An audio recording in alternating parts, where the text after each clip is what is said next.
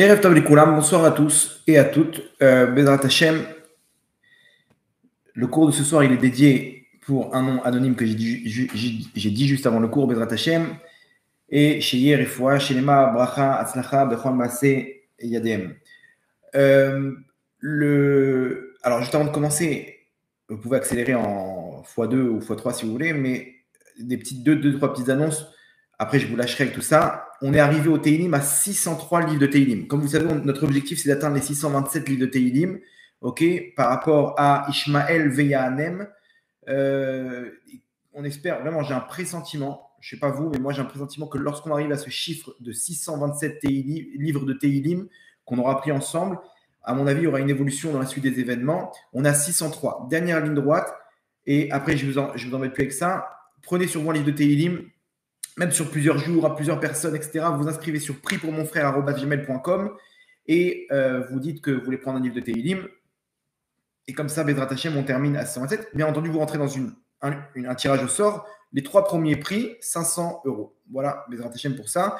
Demain, Tefila de la Géoula. Je vais essayer dans les groupes WhatsApp de diffuser on m'a envoyé une prière sur la Géoula très bien faite avec la prière de Rachaim Akadosh, etc. Du Mahavar Yabok. Donc, je vais essayer de la mettre sur les groupes WhatsApp et la transmettre à Noah qui la mettra sur les groupes WhatsApp. Et demain, n'oubliez pas, demain à 4 h. Donc, jeudi 11 à 4 h, Bezrat Hashem, ensemble pour la Tefila de la Géoula, si vous voulez, avec vos mots ou avec la Tefila qu'on distribuera. Et enfin, n'oubliez pas, jeudi prochain, donc le 18 janvier, Bezrat Hashem à Ashdod, 1h30, si tout se passe bien, Tikkun Shovavim. Vraiment, c'est quelque chose, celui qui tombe sur cette vidéo, vraiment, c'est un chanceux. Et celui qui participe, pourquoi? Parce que cette participation, elle peut changer votre vie. Que ce soit dans tous les domaines, par NASA, votre neshama, elle change, elle se répare. C'est un jour très grand où on peut faire une tchouva et réunir tous les étincelles d'un coup de toutes les fautes du passé. Faites-le au moins une fois dans votre vie, ça vaut le coup. Vraiment, comment dire, j'ai fait une vidéo sur ça pour expliquer le principe. Et Bezrat Hashem, vous verrez que c'est pas compliqué, c'est très simple et on peut se débarrasser de toutes les fautes du passé ce jour-là, pendant cette période, et donc ensemble, jeudi 18 janvier. Pour le faire, il faut s'inscrire parce que on explique le fonctionnement au fur et à mesure avec des enregistrements, avec des enregistrements audio. Pour vous inscrire, les groupes WhatsApp 050 972 55 15. OK? Pour ceux qui viennent de l'étranger, vous rajoutez plus 972 50 972 55 15. Et là-bas, vous avez toutes les actions, les prières de la Géoula et vous rentrez dans le Tikkun Shovavim. OK. Pour le cours de ce soir, par rapport à l'actualité, déjà Rosh Chodesh Tov Likoulam, j'ai oublié de vous le souhaiter, mais que Hachem il décrète ce Rosh Chodesh, que ce soit la fin de tous nos tsarot et nos douleurs, nos souffrances, pour la Géoula Berachamim. Donc, ce soit un cours sur l'actualité. OK. Comment dire, une question comme ça que on est toujours dans cette guerre avec le Hamas, une guerre très compliquée. Il y a eu encore cette semaine, malheureusement, des morts, encore avec les tunnels. Il y a un tunnel qui a explosé sur les soldats, c'est une erreur. Et je crois qu'il y a eu 5 morts là-bas, plus encore 4 autres morts. Et, bref, en une journée, il y a eu 9 morts. Tous les jours, on entend des morts. Et cette histoire de tunnel, il y a quelque chose qui m'a marqué par rapport à nous-mêmes, quelque chose qu'on doit apprendre de tout ce qui se passe actuellement. Qu'est-ce qu'Hachem il veut nous transmettre à partir de cette épreuve? L'épreuve, elle est comme vous la connaissez, qu'à Gaza, il y a une double vie. Il y a une double vie. Il y a, imaginez-vous, la vie normale au-dessus de la surface de la Terre, et en bas, ce qu'on appelle le métro de Gaza, il y a une double vie.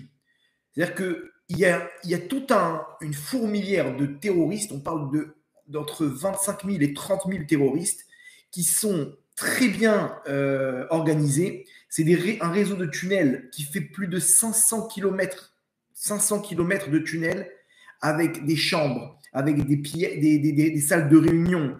Ils ont creusé parfois des tunnels jusqu'à combien? 80 mètres de profondeur. 80 mètres de profondeur, c'est énorme. C'est pas qu'ils se sont arrêtés là. Ils pouvaient plus. Ils ont atteint les eaux d'en bas et ils ont fait un réseau d'eau potable avec un filtre. Donc, ils ne sont même pas dépendants de ce qui se passe en haut. L'électricité, ils ont des générateurs avec des quantités d'essence. Okay, et c'est de là-bas qu'ils peuvent faire ce qu'ils veulent. Ils remontent à la surface, ils envoient des roquettes, ils redescendent. Israël, ils bombardent, mais ça a peu d'importance. La sortie du tunnel, elle est un peu bouchée. Ils reviennent avec leurs appareils, hop, ils recreusent le truc jusqu'à la sortie du truc, et c'est reparti. Et c'est une guerre terrible. Et les civils, ils sont kidnappés dans cette guerre, ok, parce qu'il n'y a pas il y a pas de solution. Et on doit se défendre. On se défend, on tape comment dire, la source des missiles, mais là-bas, c'est une maternelle ou un hôpital, et le monde dit, wow, faites quoi là sur les civils, les enfants, les femmes? Ok, mais on fait quoi? C'est une épreuve terrible. On est face à un ennemi qui a une double vie. Imaginez-vous, c'est quelqu'un qui peut être un marchand de tomates dans le souk là-bas, dans le marché de Gaza, ok, et le moment venu, il ouvre un placard dans sa maison. Là-bas, il y a des escaliers. Il récupère des armes, il récupère un gilet pare-balles, grenades, RPG, et ça y est, c'est un mec du Hamas. C'est un terroriste du Hamas. Mais le mec, il a sa vie de tous les jours. Quand il faut, bon, je suis là, je fais ce qu'il faut. Et donc, c'est un problème terrible. Et comment trouver une solution par rapport à un problème pareil? La solution, elle existe, ok. Celle qui a donné la solution, c'est une certaine Nikki Haley. Je ne sais pas si vous avez entendu parler d'elle. C'était l'ancienne représentante des États-Unis à l'ONU. Okay, une pro-israélienne, ok, d'origine, je crois, hindoue. Elle est très, très pro-israélienne. Vraiment, là-bas, à l'ONU, elle leur sortait des arguments incroyables et elle mettait tout le monde par KO. Ok.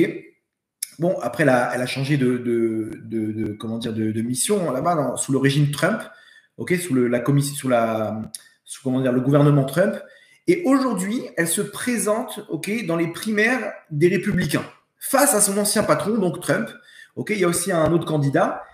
Aujourd'hui, tout le monde est d'accord de dire que si jamais elle gagne face à Trump, alors elle a toutes les chances de remporter l'élection américaine. Pourquoi? Parce que quand elle est posée, elle est intelligente, elle a des diplômes, etc. Elle est très forte, elle a une expérience.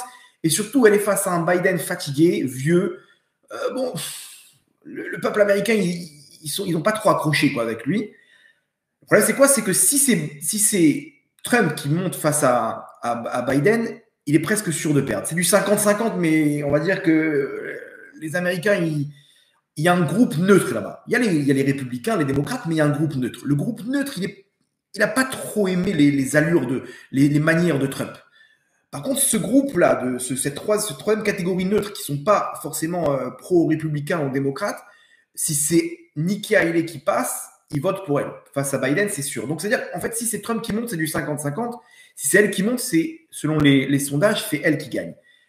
Est-ce qu'elle va monter? Les républicains, ils sont très pro-Trump. Il y a très peu de chances. Mais en tout cas, en ce moment, elle fait des interviews. Et là-bas, dans la chaîne ABC, ils ont fait une interview avec elle. Ils lui ont dit, est-ce que vous pensez qu'il y a une solution à la guerre avec la guerre à Gaza? Elle a dit, bien sûr, la solution, elle est très simple. Elle dit, comment ça se fait? Les Israéliens, ils se cassent la tête. Le monde, il essaie de trouver une solution, il n'y a pas de solution. Le Qatar, il se mêle, l'Égypte, il se mêle, il n'y a pas de solution. Quelle solution vous pensez aujourd'hui pour cette guerre, pour résoudre cette guerre? Elle dit la solution, écoutez bien, quand j'ai entendu ça, son interview, j'ai lu son interview, je me suis dit, mais c'est incroyable. C'est-à-dire qu'il faut que ça vienne de sa bouche, c'est d'une facilité tellement simple, et en même temps, elle montre tout le shaker de ce monde-là. Elle dit la solution, elle est comme ça. Elle dit, tout le monde fait pression à Israël, ok, pour faire attention aux habitants de Gaza. Faites attention, il y a des femmes, il y a des enfants, il y a des bébés, il y a des innocents, et tout le monde crie sur Israël, au meurtre et au génocide, etc. Tout le monde connaît le refrain, d'accord? Elle dit maintenant, mais je ne comprends pas, tout le monde crie, mais personne ne propose son aide. Personne ne propose son aide. Ça veut dire quoi? Ça veut dire qu'il y a aujourd'hui des États pro-Hamas, comme la Turquie, comme l'Égypte, comme le Qatar. Vous êtes en train de crier sur Israël de génocide. Mais pourquoi vous ne prenez pas les citoyens vous aimez tellement et que ça vous fait tellement de peine de les voir comme ça souffrir? Pourquoi vous ne les récupérez pas chez vous le temps de la fin de la guerre? Ça s'appelle des réfugiés, ok? Comme elle dit, comme ce qui s'est passé en Ukraine. Alors, il faut savoir qu'en Ukraine, depuis la guerre, il y a plus de 3 millions 200 000 Ukrainiens qui sont réfugiés à travers l'Europe. C'est-à-dire qu'ils habitent plus en Ukraine à cause de la guerre avec la Russie, ok? Et il y en a par exemple 100 000 en France. Même ici en Israël, on en a récupéré, je crois, 20 000 ou 30 000.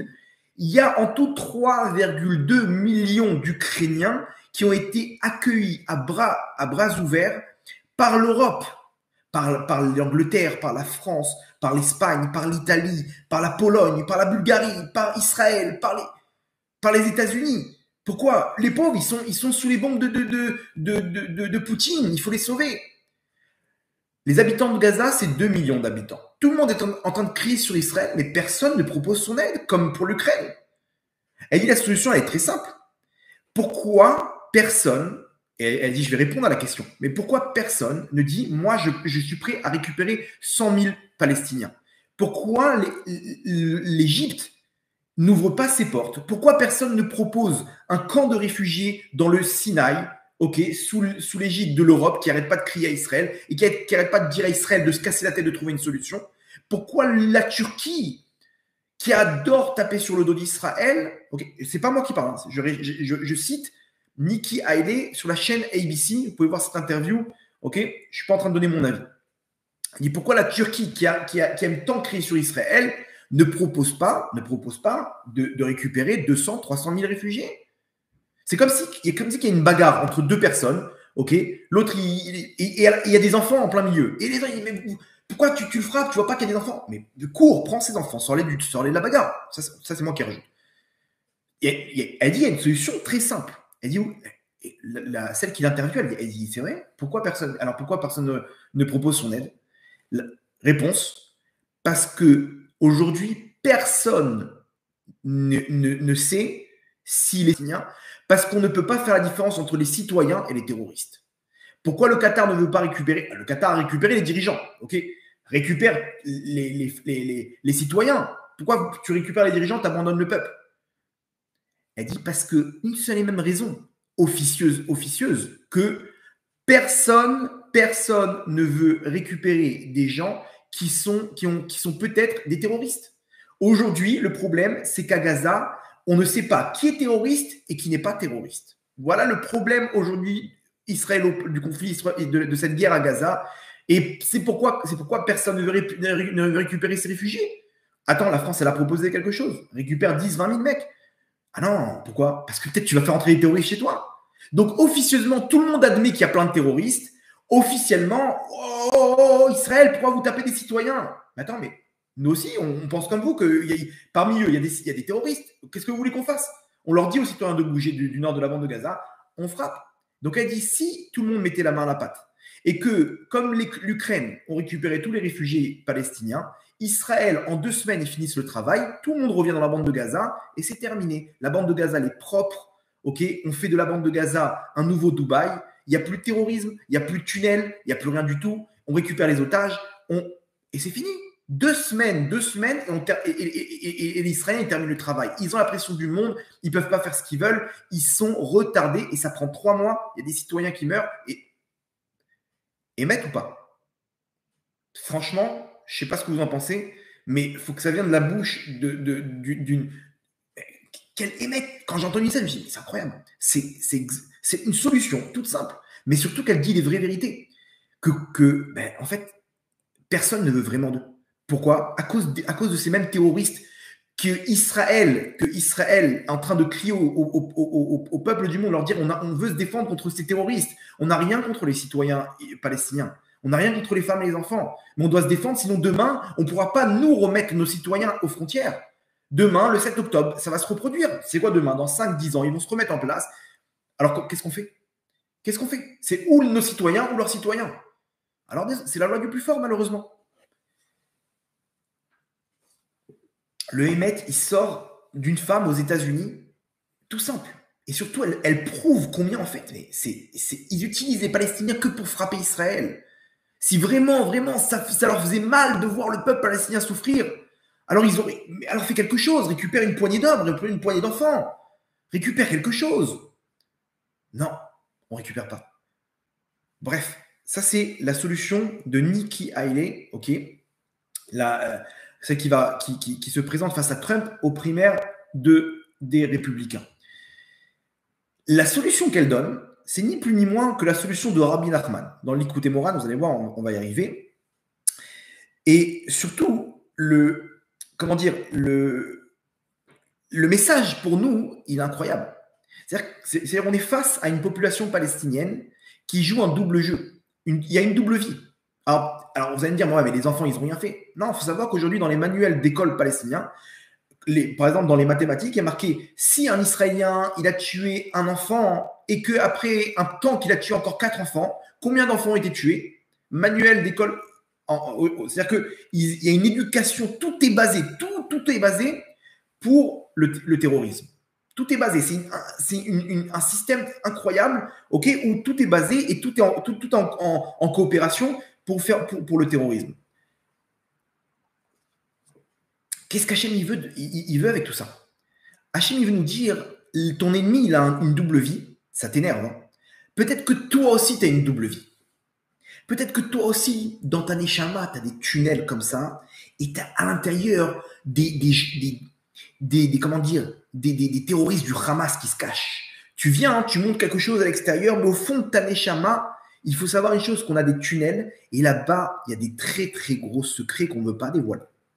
Et à cause de ces secrets, on joue une double vie. On veut montrer une identité, qu'elle soit bonne ou moins bonne, mais au fond, c'est pas le reflet de ce qu'il y a vraiment à l'intérieur de nous. Donc, à l'image de ce conflit israélo-palestinien, où on se bat avec deux peuples, un à la surface, un en dessous, Hachem il nous dit peut-être que toi aussi, face à moi, tu joues un double rôle.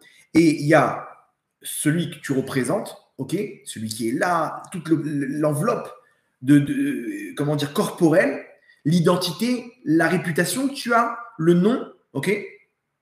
Mais au fond de ta neshama, à l'intérieur, quand on rentre, quand on passe par les tunnels là-bas, au fond se trouve une autre personne. Et on joue un double jeu, ok.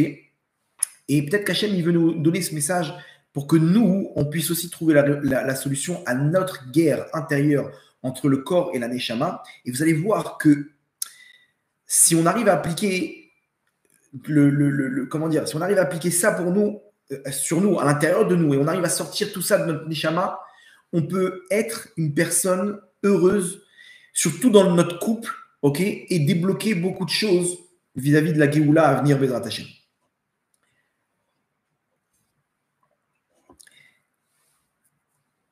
Alors avant de commencer, vous allez voir de quoi il s'agit. Ce soir, vraiment, je vais vous dire, je vais vous donner, une astuce, ok. Ensemble, on va essayer de développer, analyser un sujet, et ça peut vraiment révolutionner toute la psychologie de la neshama. Après avoir entendu la solution à tout ça, vous allez voir que ça peut changer vraiment l'intérieur même de tout l'inconscient. Vous prenez tous les psychologues, vous les mettez de côté. Vous allez voir qu'on va intervenir au plus profond de la neshama. Au plus profond de la neshama et pouvoir réparer tous les problèmes. Vraiment, tous les problèmes, ça a l'air compliqué. Il y a des gens qui font des séances avec des psychologues, avec des hypnoses, tout est intéressant, tout est fort, mais vous allez voir que là, on va pouvoir intervenir encore plus en profondeur. Pour ça, je vais vous faire un petit dessin pour que vous puissiez comprendre le décor et après, on donne la solution. Rabbi Chaim Vital, Alav Shalom, ok. Je suis fan de Rabbi Chaim Vital. Rabbi Chaim Vital, c'était l'élève du Harizal, ok. Il a un livre qui raconte, tout un peu son carnet intime. Il raconte tout sur sa neshama. Maintenant, il raconte pas sa vie, il raconte sa neshama. Moi, ça me transperce. Pourquoi? Parce que peut-être que j'ai plusieurs communs. En fait, je l'explique. Dans le Harizal, il explique qu'il y a deux types de neshamot. Il y a Shoresh Kain, Shoresh Evel. Shoresh Kain, c'est des neshamot il décrit là-bas. Lui-même, il est Shoresh Kain. Okay, Rabbi Chaim Vital, et il explique c'est quoi les principes du Shoresh Kain. Et il se trouve que j'ai beaucoup de points communs avec Shoresh Kain. J'ai compris que j'étais Shoresh Kain, en fait, par rapport à ce livre-là. Donc, c'est sûr que ma neshama, elle est liée à Rabbi Chaim Vital. Je donne des points, par exemple. Shoresh Kain, c'est quelqu'un qui est hyperactif. Hyperactif. Ça part à 1000 à l'heure. Il a donc du mal à parler. C'est Rabbi Chaim Vital, il dit, c'est quelqu'un qui ne peut pas faire de drachot, de conférence. Quelqu'un qui fait une conférence, il est posé, il parle, tout est clair dans sa tête, il y a des idées, et il arrive à trouver les mots. Moi, par exemple, dans ma tête, vous voyez, c'est-à-dire que ça bug. Il y a des trous noirs parce que c'est tellement. La pensée, elle est plus rapide que la parole. Et j'ai des mots qui viennent en hébreu, donc je dois les traduire. Ok. Et maintenant, j'ai pas un vocabulaire. À cause de ça, j'ai pas un vocabulaire hyper riche et je suis obligé de trouver les mots et ça part dans tous les sens. Des fois, je n'arrive même pas à terminer la phrase. C'est-à-dire que ça part dans tous les sens et t'arrives pas. Non, mais le mec, il sait pas parler. Ouais, effectivement, c'est quelqu'un qui est Shoresh Kain, il ne sait pas parler. Donc, pardonnez-moi si je vois que des fois ça part dans tous les sens, c'est comme ça. C'est Shoresh Kain. Il dit aussi, c'est quelqu'un qui a peur de l'eau. Peur de l'eau. Pourquoi? Parce que Shoresh Kain, c'est du feu. Et il a peur que l'eau, elle éteigne. Okay, donc, il a un traumatisme de l'eau. Okay, moi, je ne sais pas pourquoi, mais depuis que je suis petit, vous vous rappelez les films avec les requins, hein, je ne sais plus comment s'appellent ces films. Ces films-là, ils m'ont choqué. J'ai vu plein de films d'horreur, mais pourquoi ces films-là, ils m'ont choqué? Aujourd'hui, je suis incapable de mettre les pieds dans l'eau où j'ai pas pied. Pourquoi? Parce que j'ai cette image de la caméra comme ça, on voit les pieds se balader et d'un coup, le requin, il attrape le mec. J'ai cette image qui me vient tout le temps quand je sens que mes pieds, ils touchent pas le sol. Ok. Donc, l'eau, je suis frileux, ça me saoule. Pourquoi? Parce que ça éteint cette flamme. Quoi. Bon, il y a d'autres choses. Il est cachot avec le Tikkun Hatzot, avec le Birkat Amazon, avec plein de trucs. Il ne faut pas qu'il s'énerve, parce que s'il s'énerve, ça fait genre, comment dire, les dents de la mer. Ça fait un court-circuit, etc. Donc, Shoresh Kain, c'est Rabbi Chaim Vital. Il explique tout ça en long, en large et en travers. Donc, ceux qui sont Shoresh Kain, ils kiffent Rabbi Chaim Vital, ok? Parce qu'ils sentent un lien. Rabbi Akiva, il était Shoresh Kain, David Ameller, Eliyahu Hanavi. Il y avait plein de comme ça, de gens un peu chauds. Quoi. Rabbi Chaim Vital, il avait un traumatisme, ok? Il avait un traumatisme qui était il disait à son maître, quand il y a beaucoup de monde, j'ai très peur. J'ai très, très peur. Et deuxième chose, il disait au Harizal, il dit, quand il y a une exécution en public, c'est-à-dire qu'à l'époque, il y avait des exécutions comme ça en public, il pendait quelqu'un, ou je ne sais pas ce qu'il faisait, il dit, quand tout le monde est réuni pour être témoin d'une exécution, je suis capable de m'évanouir. Je ne peux pas regarder ça, je peux m'évanouir. Ça me met dans des états pas possibles. Alors, avant la réponse du Harizal, imaginez-vous que depuis qu'il est petit, Rabbi Chaim Vital, il vit avec ça. Quand il y a du monde comme ça à l'école ou à la synagogue, il ne se sent pas bien.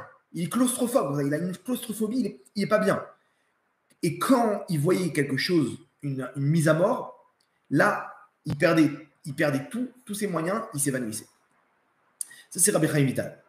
Bien entendu, imaginez-vous, il part voir un psychologue, il lui dit qu'est-ce que je fais, etc. Il dit écoute, t'es claustrophobe, il y a plein de peut-être de termes, etc.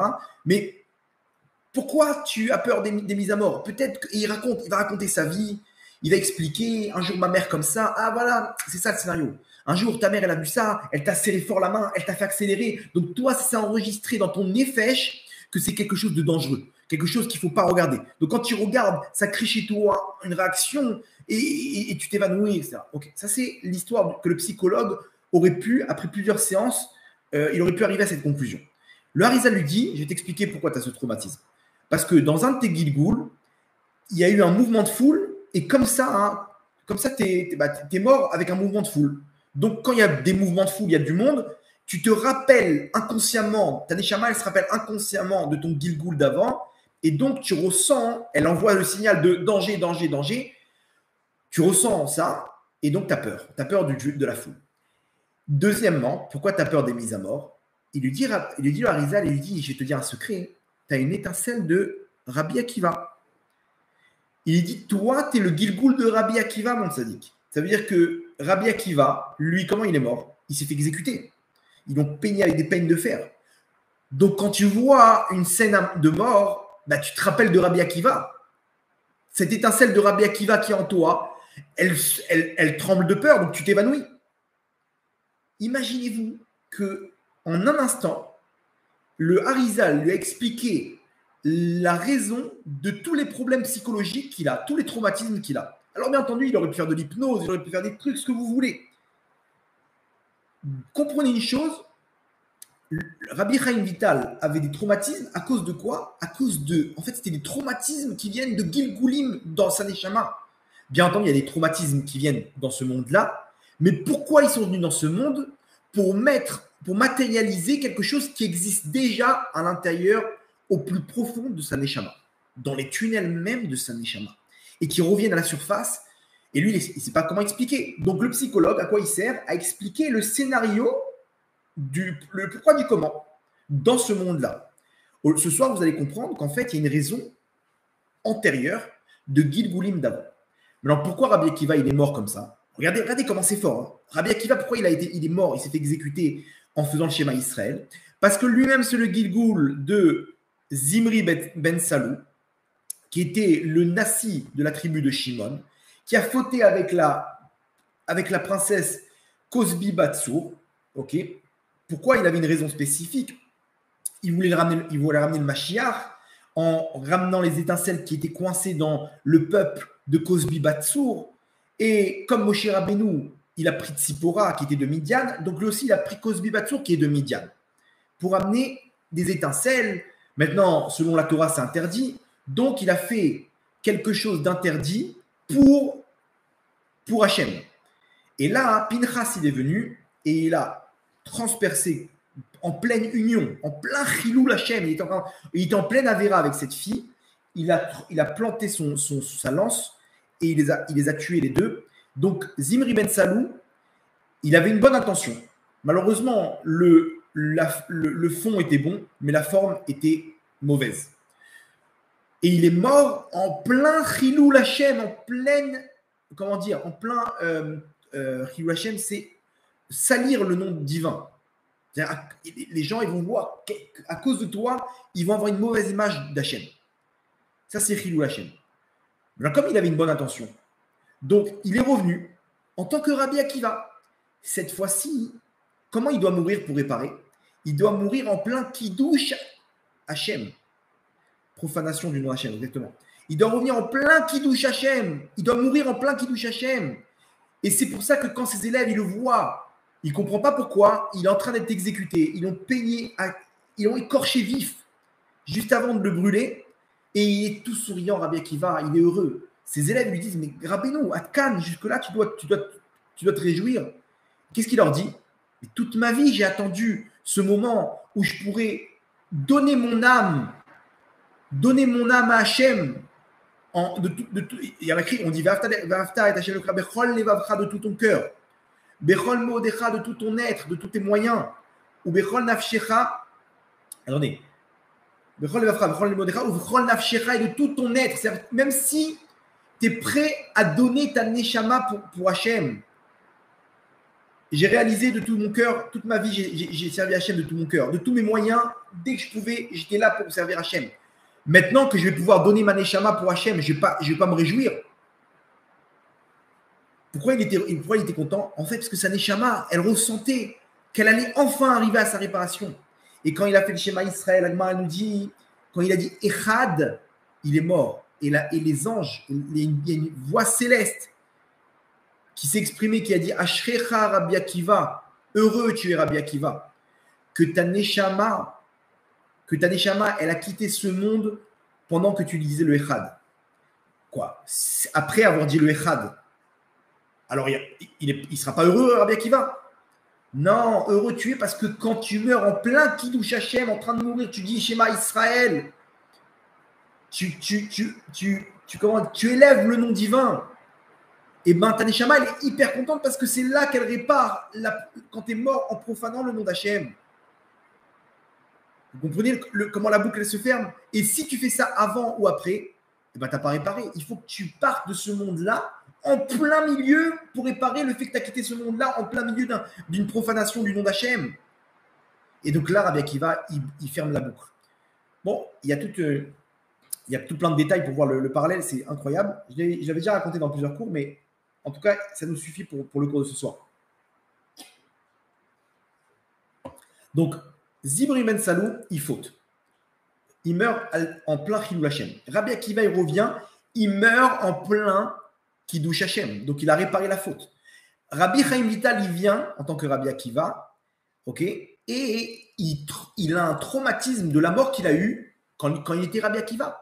Donc, en fait, finalement, aujourd'hui, au plus profond, si vous avez bien compris le dessin, au plus profond de notre être, de notre neshama, on a des traumatismes dus à des fautes antérieures de notre neshama qui ont causé des événements qui font qu'aujourd'hui, on est traumatisé par certaines choses. Vous avez compris? C'est-à-dire, je vous donne un exemple. Une femme, quand son mari il part, elle est pas bien. Pourquoi elle n'est pas bien? Qu'est-ce qui t'arrive? Il part 2 jours, il revient. Il part le matin, il revient, il est parti. Elle tremble de peur. Elle ne sait pas expliquer pourquoi. Elle va voir des psychologues et elle le sous son mari, je t'en supplie, appelle-moi dès que tu arrives, tout ce que tu fais, tu m'appelles. Mais qu'est-ce qui t'arrive? Pourquoi tu es comme ça? Les autres femmes, c'est bon, elles sont détentes. Je vous fais un scénario, hein. Mais peut-être que cette femme-là, dans un ancien Gilgoul, son mari, il est parti, il n'est pas revenu. Son mari, peut-être qu'il est parti, ok, et malheureusement, il n'est pas revenu.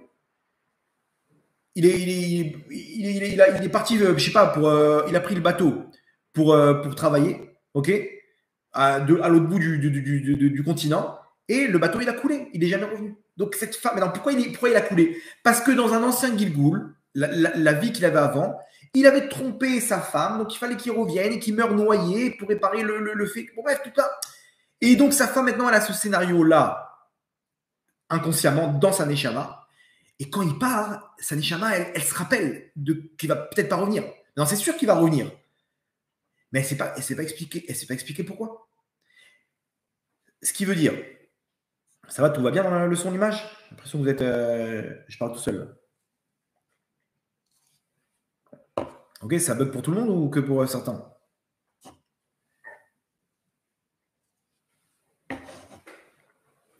Bon, pas de nouvelles, bonne nouvelle. Je continue. Ok, donc maintenant, on récapitule. Tout ce qu'on a à l'intérieur, au plus profond de nous, comprenez bien, il n'y a pas de problème psychologique. Il n'y a aucun problème psychologique, ok? Il n'y a pas de, de raison. C'est-à-dire que comprenez bien que le psychologue il va travailler en surface. Aujourd'hui, il faut savoir une chose. On a appris ce soir que tout ce qu'on a au plus profond de notre neshama, ce sont des traumatismes de la neshama. Pourquoi on joue une double vie? Pourquoi on est sur deux vies? Parce qu'en fait, on a une schizophrénie de la neshama. Malheureusement, on est à la fin de la galoute et notre neshama, elle n'est pas nouvelle. Elle a parcouru plusieurs vies. Ok. Donc aujourd'hui, on est le résultat de tous ces trucs-là qui sont inscrits dans notre neshama. Vous allez voir, Rabbi Nachman donne la solution de comment sortir de ça et à ce moment-là, arriver à beaucoup de grandes choses. Maintenant, vous pouvez comprendre plein de trucs. Plein de trucs. Vous voyez votre enfant, il est là, 2 enfants, ils sont petits, ils jouent ensemble. L'un, c'est jouer, il ne lâche pas, ok, il dort avec, il les met sous son oreiller. Et l'autre, il prend ses jouets, dès qu'il y en a un qui a besoin, il distribue. L'un, c'est une barre de fer, l'autre, c'est un généreux. Pourquoi? Dans leur neshama. Ça, c'est dans leur neshama. Rabbi Avram Azoulay, l'arrière-grand-père de l'arrière-grand-père du Chida, okay, il explique que nous-mêmes, la neshama, elle-même, elle est venue dans une salle, okay, avant de descendre sur terre, elle est venue dans une salle qui s'appelle Olam Hatzelem. C'est des habits de la neshama, où elle-même, selon le tikkun de sa neshama, elle a choisi plusieurs habits. En gros, le mec, il a une calvitie qu'il a choisi lui-même. Elle-même, elle a les cheveux en pétard, parce que c'est toi qui as choisi ça, Matsadika. Ah bon? Et pourquoi je suis grande de taille, pourquoi je suis petite, pourquoi je suis comme ça? Tout, c'est nous, on sait exactement ce qu'on doit réparer. Donc, on a choisi de construire le tselem de notre neshama. Très bien. Je vous donne un autre exemple. Ok. Il y a, je sais pas, un enfant qui a peur. Un enfant qui a peur. Il est peureux. Il y en a, ils sont courageux. Il y en a qui sont peureux. Ça, on le voit. Après, au fil du temps, on prend tout ça et on l'enfouit à l'intérieur, à l'intérieur, à l'intérieur. Bien entendu, Hachim a fait en sorte que dans notre enfance, on va parcourir des scénarios pour mettre un titre et une étiquette sur tous ces sentiments. Ok, on va expliquer. Tu vas parler avec un psychologue, il va te dire, et tu vas lui dire, alors pourquoi tu as ça? Non, parce qu'en fait, ma mère, elle était très dure avec moi. Non, en fait, mon père, lui, il buvait de l'alcool et il me frappait, et comme ça. Et mon frère, il m'a frappé quand j'étais, et comme ça. Et mon copain, et à l'école, et mon père. Chacun on a une histoire. Ok. Le psychologue, il intervient là-bas, et des fois, il n'y a pas de solution. Il n'y a pas de solution. Pourquoi? Parce que Rabbi Chaim Vital, il aurait pu faire tous les psychologues de la Terre, il n'aurait pas pu sortir ce qu'il y a dans sa Neshama. Il n'aurait pas pu faire du NLP et du CBT et du neurofeedback. Tu n'aurais pas pu sortir ce qu'il y a ancré dans la Neshama. Ce Nitzot de Rabbi Akiva qui est entré dans la Neshama. Tu ne peux pas le sortir, ça. Donc, ça ne sert à rien. Aujourd'hui, vous avez compris qu'il n'y a pas d'importance le scénario que vous avez dans votre vie. Vous avez un secret, vous avez quelque chose au fond de vous, il n'y a que vous qui le savez. Ça. Des fois, on ne le sait même pas. Des fois, on y arrive au fur et à mesure à comprendre des choses dans notre vie. Pourquoi? Parce qu'inconsciemment, on a tout envoyé balader au plus profond de notre néfèche. Et des fois, on ne comprend pas pourquoi je réagis comme ça. Pourquoi je suis méchante avec mes enfants comme ça. Pourquoi j'envoie des pics tout le temps comme ça. Je fais tout le temps des remarques à ma femme. Mon tzaddik, ma tzadika, il y a quelque chose dans ton néfèche à l'intérieur qui revient à la surface, qui envoie des signaux. Et tu viens en enfer. Peut-être remonte à la surface. Peut-être remonte, enlève tout ça. Vous savez qu'il y a une hypnose. Quand on remonte, on lui dit, allez, reviens avant ta naissance. Et le gars, d'un coup, il commence à parler en espagnol. Ça s'appelle la régression. La régression, c'est une hypnose où tu remontes, ça existe, hein, c'est même chez les peuples du monde. On lui dit, vas-y, maintenant tu vas remonter quand tu avais 2 ans. On remonte, et à la fin on dit, maintenant tu vas remonter après ta naissance, dans ton ancienne Neshama. D'un coup, le gars, il parle en espagnol parfait. Il commence à déballer en espagnol, il raconte sa vie en espagnol. Ça va, tout va bien, mais comment t'arrives à parler en espagnol?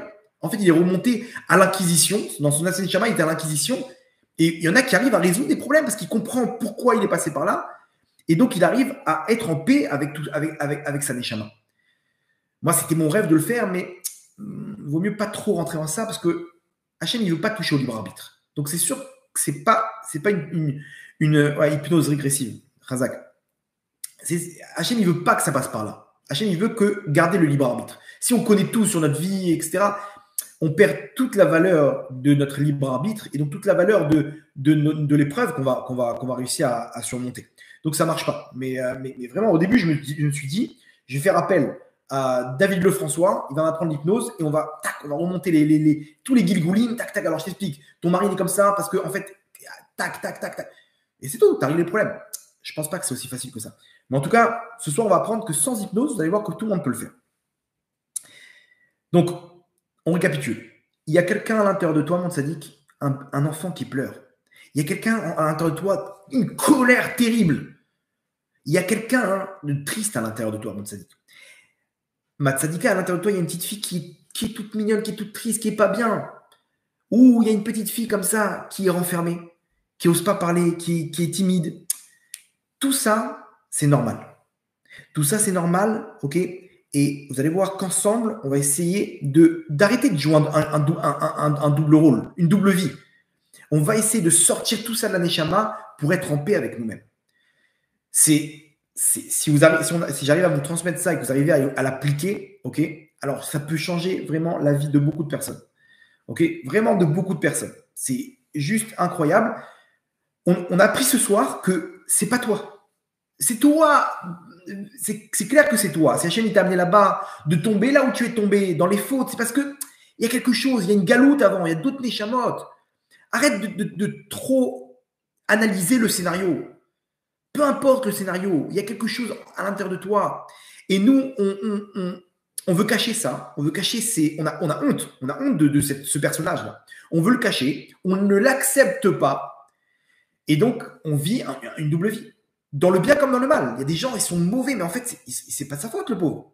Il a été adopté, il a vécu pendant deux ans dans une maison d'accueil, et donc il cherche à travers sa femme, sa maman, le pauvre. Et donc elle en peut plus, elle étouffe. Mais attends, tu m'as saoulé. Non, t'inquiète, Matsadika, il y a des choses. Léac, doucement, doucement. Donc, récapitulatif, tout ce qui s'est passé jusqu'à aujourd'hui, on est responsable dans ce monde-là, mais aussi par rapport à d'autres Gilgulim. On fait tchouva, on s'ouvre et à ce moment-là, on résout le problème, on est en paix avec nous-mêmes. Et là, c'est le début du Gan Eden sur Terre. C'est le début du Gan Eden sur Terre. Ça y est, tu n'es plus un double rôle. Tu n'es plus en train de cacher à ta femme qui tu es vraiment. Parce que tu as honte en fait de ça. Tu n'as plus à cacher à ton mari qui tu es vraiment. Tu n'es plus à cacher à la société dans laquelle tu te trouves quel est ton vrai visage. Donc tu vis tout le temps t'es dépressif, tu vis tout le temps, t'es tout le temps frustré en fait. T'es à l'image du Hamas, ok. Le mec, il a des tunnels, il a une double vie à l'intérieur de sa neshama. Ce soir, la solution, vous allez voir, c'est Nikki Haile qui l'a donnée, mais en fait, elle existe dans le Likutei Moharan. Et en fait, il faut juste sortir. Qu'est-ce qu'elle a dit, elle? Rappelez-vous. Il faut juste sortir tout le monde. On sort tout le monde, et après, on débarrasse du problème. Donc, nous, ce soir, on va apprendre comment sortir tout ça de l'intérieur de notre neshama et débarrasser le problème. Et à ce moment-là, on a libéré notre neshama de toute la klipa qui est collée, et incrustée et gravée dans notre neshama. Et là, c'est le début du Gan Eden sur Terre. Donc, je vous demanderai, si vous le voulez bien, Likutei Moharan, Torah Dalet. C'est un peu compliqué, hein. Je vous dis la vérité, c'est un peu compliqué. Je vais essayer de le lire avec vous, mais on va pas trop rentrer dans les détails. On va pas faire une traduction littérale pour pas trop rentrer dans le. On va sortir que 2-3 principes qui vont nous aider à construire le tipoul, quoi, tipoul, c'est quoi, comment on traduit? Bref, alors un tipoul psychologique, quoi, de pouvoir libérer sa neshama Bezrat Hashem de toutes les emprises dans laquelle elle se trouve. Torah Dalet, ok, la Torah Dalet, Likutei Moharan, Dalet, c'est 4. Il dit comme ça: Sh'adam yodea shekol meorotav em letovato, zot aprina i mehen olam haba. Quand un homme il sait que tout ce qui lui est arrivé dans sa vie, passé, présent, il sait que c'est tout est pour le bien. C'est-à-dire qu'il n'y a aucun événement au hasard. Rabbi Akiva, il a passé tous ces éléments par rapport à un plan précis dans les mondes d'en haut. Rabbi Chaim Vital, il a peur et il a passé tout ça, tout son enfant, par rapport à quelque chose de précis. Si quelqu'un il a compris et il sait que tout est en place et tout est pour le bien, il rentre, il se connecte directement au Olam Haba dans ce monde-là. כמו שכתוב, בשם האלל דבר באלוהים, האלל דבר, וזאת הפרינה ממנו עולם הבא. כמו שאמרו חכמינו זיכרונם לברכה, ביום ההוא יהיה השם אחד. Okay? À ce moment-là, Hachem il sera echad. Au moment du Olam Haba, Hachem il sera que un.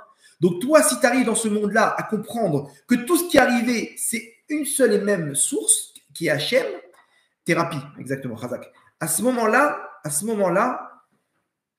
eh ben, tu es connecté au Olam Haba. Tu connectes toute ta neshama au Olam Haba. Regardez que c'est très fort. Bon, je saute de 3 passages, hein, pour pas trop alourdir le truc. Vezot aprina ifshar leasig, cette prina, cette facette-là de Olam Haba, on ne peut l'obtenir et là seulement. Regardez là ce qu'il dit.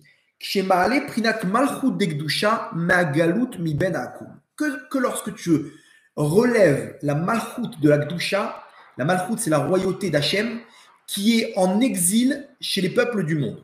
Aujourd'hui, qui domine dans les peuples du monde? C'est pas le Ham Israël. Au contraire, le Ham Israël, il est bafoué, il est humilié. Donc, la malchoute, d'où elle vient? Elle vient que d'Hachem, la malchoute. Elle vient que d'Hachem. Pourquoi eux, ils dominent? Pourquoi ils ont une royauté? Parce que c'est la malchoute d'Hachem qui est en exil chez eux. Et la solution, nous dit pour le Rabbi Nachman, il nous dit il faut monter la malchoute à Hachem, qui est coincé chez les peuples du monde. כי עכשיו המלכות והממשלה להקום, ובשביל זה נקראים עבודת אלילים שלהם בשם אלוהים, כי יונקים מבחינת מלכות הנקרא אלוהים. La Malchut, elle s'appelle Elohim, ok? Et c'est pour ça qu'on appelle ça, leur Dieu, on les appelle Elohim, ok? Pour nous dire que la Malchut, elle est aussi chez eux.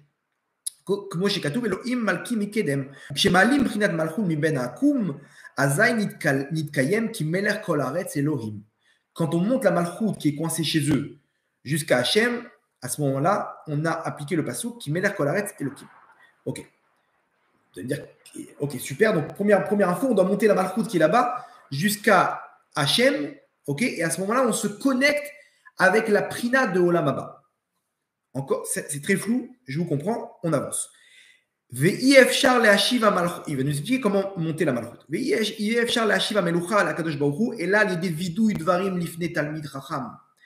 Comment monter la malchut que lorsqu'on fait un vidouille dvarim. Vidouille dvarim, c'est une, comment dire, vidouille, c'est on commence à raconter, ok.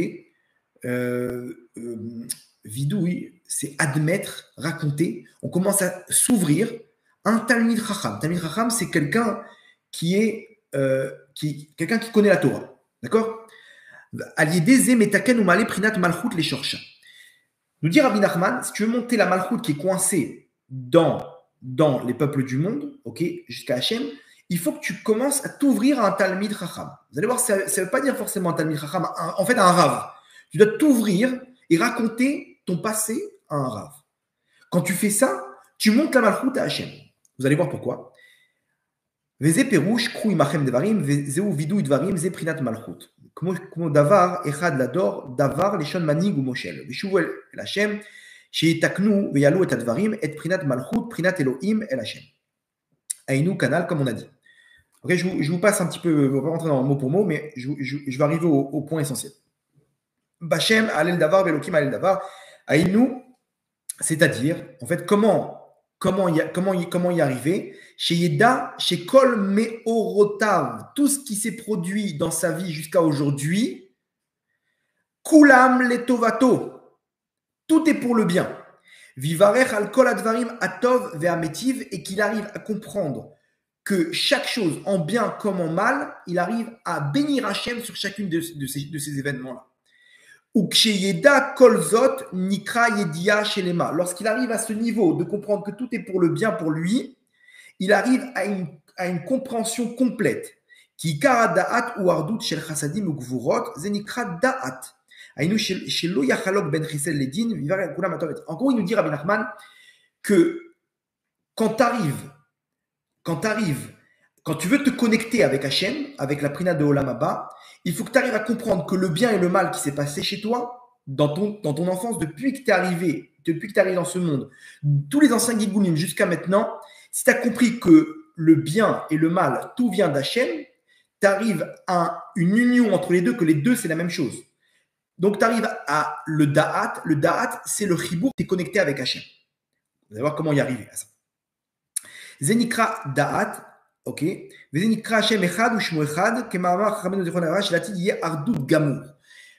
Comment tu veux te connecter au Echad quand chez toi, tu es arrivé au Echad? Qu'il n'y a pas deux entités, il n'y a pas le bien et le mal, tout est pour le bien. C'est-à-dire qu'il n'y a aucune chose qui est arrivée au hasard, tout ce qui m'est arrivé dans ma vie, tout est pour le bien. Quoi, même cette enfance où ton père il t'a fracassé? Ouais, exactement. Ça aussi, c'est pas là au hasard. Très bien.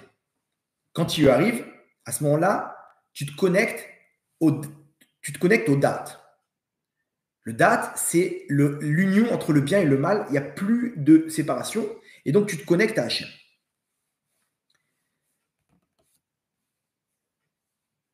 Ok, bon, il ramène là-bas plusieurs preuves et tout. Ok. Maintenant, il explique comme ça. Après, ne vous inquiétez pas, je vais tout résumer. J'aime bien le faire dans les mots, et après, pour pouvoir résumer. Va'avonotav shel adam em alatzmotav. Les fautes d'une personne, elles sont incrustées sur ses ossements, sur ses os, pardon.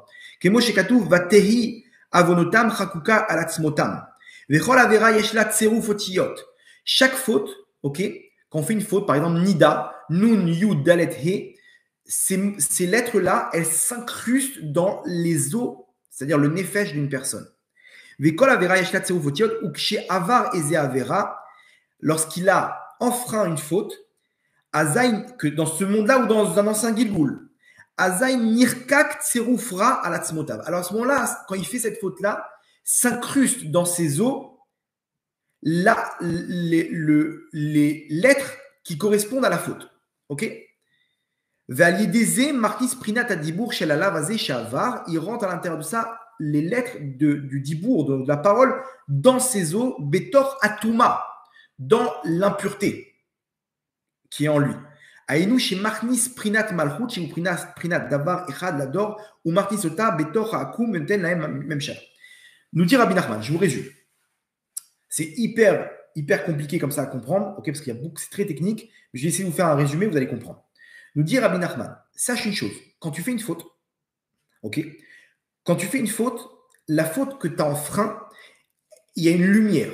Cette lumière, c'est un assemblage de lettres qui vient s'incruster dans ton nefesh. Ok, qui vient s'incruster dans ton nefesh et qui provoque que la royauté d'Hachem, elle descend chez les peuples du monde. D'accord? Quand toi, tu es mitvadé, c'est-à-dire que tu t'ouvres un Talmid Chacham, à quelqu'un qui a du Da'at, le Talmid Chacham, en fait, tu vas lui raconter les fautes que tu as fait. Tu vas lui raconter les fautes. Tu vas lui raconter tout ce qui s'est passé depuis ton enfance jusqu'à maintenant, les bons moments comme les mauvais moments. Le Talmid Chacham, lui, il a le Da'at. Lui, il sait très bien que tout ce qui t'arrive, c'est pas au hasard. Ok? C'est que lui-même, il est conscient, le Talmid Chacham, que quand tu lui racontes quelque chose, il arrive à comprendre exactement pourquoi tu es passé par là. Qu'il n'y a rien au hasard. Et qu'il y a des comptes dans les mondes d'en haut. Et que tout est pour le bien. Même si tu es passé par là, il ne te juge pas. Le Rav, il ne te juge pas. Il a du da'at. Donc, si lui, il a du da'at, donc il est relié à Hachem et il te relie tes fautes, il te les sort et il te les ramène à Hachem. Les machal, imavar al dibou alav lo yelecha, etc. Nerka katseru faze al atzmotav. C'est-à-dire que s'il a fait lo yelecha, il a fait une faute de lo yelecha, l'assemblage de ces lettres-là, elles s'incrusent dans sa neshama. Kemo shekado avodetem itu ele ou ketiv temotet racha ra'a. Alors maintenant, voilà, c'est ça qui est le plus important et c'est sur ça qu'on va construire. Validé vidou udvarim, lorsque une personne, elle s'ouvre, yotse me'atzmotav, il sort, il raconte maintenant l'événement de la faute ou l'épreuve qu'il a vécue dans son enfance, X, Y, Z, il sort de ses ossements à otiyot, à chakukim alehem, les lettres qui sont gravées en lui. Venaase même à Dibour chez le vidouille. Et quand il parle, en fait, il raconte, voilà, en fait, je suis tombé comme ça. J'ai eu ça, et mon père, il m'a battu, et ma mère, elle m'a fait comme ça. Ces lettres-là, qu'il est en train de raconter, c'est ni plus ni moins que les lettres qui sont gravées dans ses ossements qui sont en train de s'échapper. Il est en train de nettoyer sa neshama. Toute la crasse qu'il y a au plus profond de sa neshama. Qui a Dibour yotse me'atzmotav kemo shekatuv kol atzmotai tomarna. Tous mes ossements, ils vont te parler. Ou machiv abinyan, et il détruit tout la construction des lettres dans le mal qu'il avait incrusté dans sa neshama. Va tseruf ara ou boné me'em malchut degdusha. Et en fait, il construit la malchut degdusha, le royaume de la gdusha. Pourquoi? Parce que toutes ces lettres-là, elles sortent de chez lui et où elles vont? Elles vont jusqu'à Hachem. Comment tu peux arriver à sortir ça?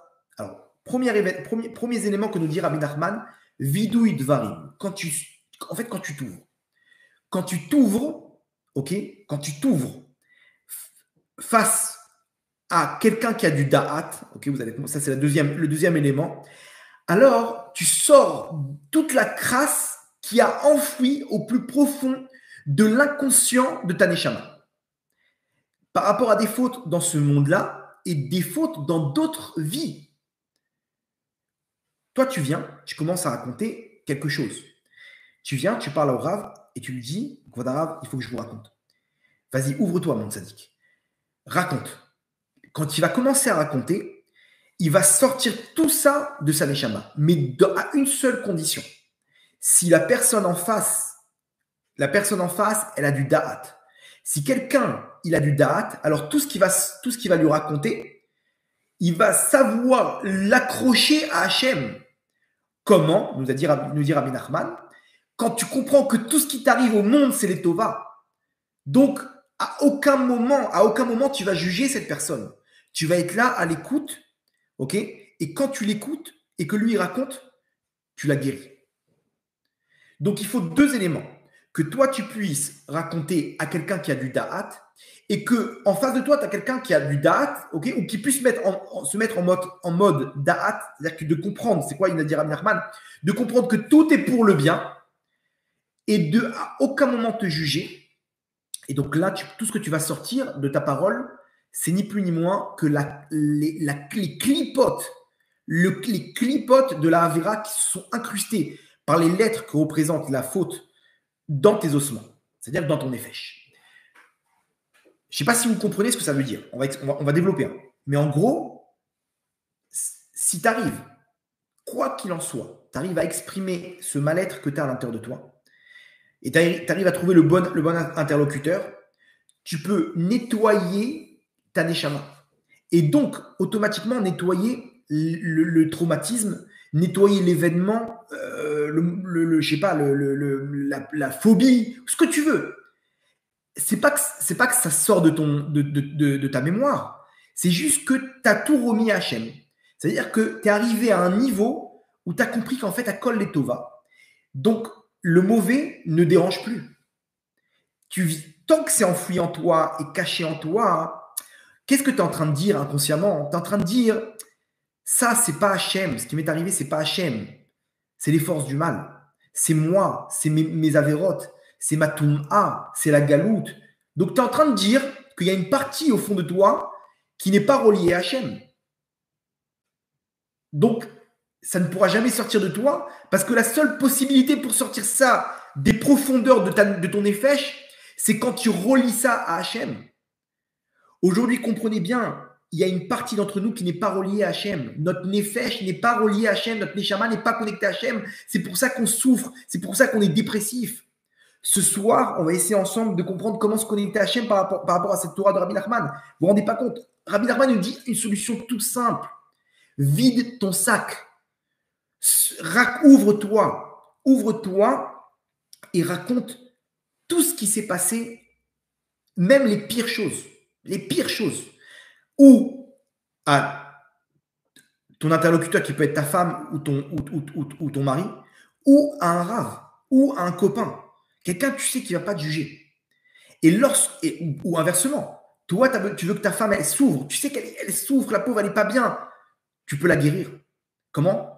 Si tu arrives à te mettre en mode da'at, tu arrives à te dire, ma femme, je te comprends, je suis à l'écoute, et tu creuses avec elle, et elle s'ouvre, c'est une question de temps avant qu'elle soit complètement guérie, et que tout ce qui l'a dérangé, l'enfance terrible qu'elle a vécue, tout est réparé. Pourquoi? Parce qu'elle a sorti tous les lettres, toute la touma qu'il y avait dans ses ossements. Kolatzmotai Tomarna, elle a vomi la touma qu'elle avait en elle. Vous vous rendez compte de ce que ça veut dire? Le principe, on récapitule. C'est très profond. J'espère que vous êtes avec moi. Ok. J'espère que j'arrive bien à exprimer les choses. Ok. Moi, je me comprends, mais pour après expliquer, c'est un peu compliqué. On récapitule. Au fond de nous, on a fauté. On a des mauvaises expériences. Ou pour nous, on sait qu'on a vécu quelque chose qu'on considère dans notre tête, dans notre nefesh, comme dans une case qui est mauvais. Cette case qui est du mauvais, ce n'est pas la malchoute d'Hachem. Il y a la malchoute d'Hachem, c'est quand tout est dans l'ordre. Hachem te dit non, mon sadique. Tout ce que tu vis, c'est moi qui l'ai décidé. Tout ce que tu as vécu, c'est moi qui l'ai décidé. Rabbi Akiva, tu es parti de la sorte parce que c'est moi qui ai décidé pour que tu répares ta neshama. Donc, Rabbi Akiva est en train de sourire parce qu'il est arrivé à ce niveau-là de date. Il comprend, ça ne le dérange pas de mourir comme ça. Rabbi Chaim Vital, quand il est arrivé par son maître à comprendre qu'en fait c'est l'étincelle de Rabbi Akiva, donc ça ne le dérange plus maintenant. Quand il voit une mise à mort, il sent dans son nefesh, ça y est, ça a disparu. Le traumatisme, je peux vous assurer, au moment où il a connu le pourquoi du comment, ça a disparu de sa neshama, puisqu'il a eu il a une compréhension rétroactive qu'en fait tout est pour le bien et qu'il n'y a pas d'erreur. Et il comprend pourquoi sa maman, en fait, elle a fait ça, et son père, et son frère, et sa sœur. Donc d'un coup, L'histoire, elle sort complètement de sa neshama. Le mauvais événement, il disparaît de sa neshama. Comment arriver à remettre ce mauvais événement à Hachem? Comment Akadosh Baruch Hu, comment arriver à sortir tout ça de sa neshama? Tout simplement, nous dira Minachman, quand tu ouvres et tu racontes ça à quelqu'un qui a du date. Pourquoi? Parce que lui, il va écouter toutes tes histoires et il va tout relier à Hachem. Et quand il relie tout à Hachem, donc il va te sortir ce qu'il y a dans tes ossements, dans ton nefesh, et il va dire Zé Malchut Hachem. Ce qui t'est arrivé, mon tzaddik, c'est la Malchut d'Hachem, n'aie pas peur. N'aie pas peur, t'es mort comme ça parce qu'Hachem il veut, il n'y a pas d'erreur. Le Harizal, il a dit à Rabbi Chaim Vital, tu as ce traumatisme parce que t'es Rabbi Akiva. Ah, d'accord. Donc, qu'est-ce qu'il a fait, le Harizal? Il lui a sorti de son nefesh ce traumatisme. C'est terminé. Donc, pour ça, il faut c'est la solution qu'elle a dit, Niki Haile. Elle a dit, pour pouvoir résoudre la guerre à Gaza, il faut sortir tout ça des profondeurs des tunnels. Tu vides tout le monde, tu vides ton sac, tu sors tout le monde, et ça y est, c'est terminé. Dans notre Neshama, c'est exactement pareil. Il faut que tu vides ton sac, tu vides ta Neshama. Pour ça, il faut que tu t'ouvres. Et deuxièmement, il faut que tu aies un bon interlocuteur. C'est pour ça qu'Hachem nous a donné le mariage. Alors là, vous allez comprendre une nouvelle version de... Si vous avez compris comment ça marche, vous allez comprendre que la femme que vous avez à vos côtés, ou l'homme que tu as à ta côté, Matsadika, c'est ni plus ni moins que la meilleure personne pour t'aider au tikkun de ta neshama. Comment ça marche le mariage? Il faut savoir une chose. Akadosh Baruch Hu, quand il y a eu la faute de Adam Arishon, la femme, elle a reçu 10 malédictions. L'homme aussi, il a reçu 10 malédictions. Ok. La malédiction principale de la femme, c'est quoi? Elle isher teshukater. Envers ton homme sera ton désir. C'est-à-dire qu'une femme dépend de son mari. Pourquoi? Mesure pour mesure. Vous allez comprendre comment ça marche. Elle-même, quand elle a fauté d'abord en première, c'est elle qui a mangé le fruit. Elle est tombée par le serpent, elle a mangé le fruit. Ok? Elle a eu peur de se dire quoi? Maintenant, je vais mourir et mon mari, il va se remarier, il va m'abandonner. Elle est partie voir son mari, elle lui dit écoute, j'ai goûté le fruit, mange. Non, lui, il voulait manger le fruit aussi.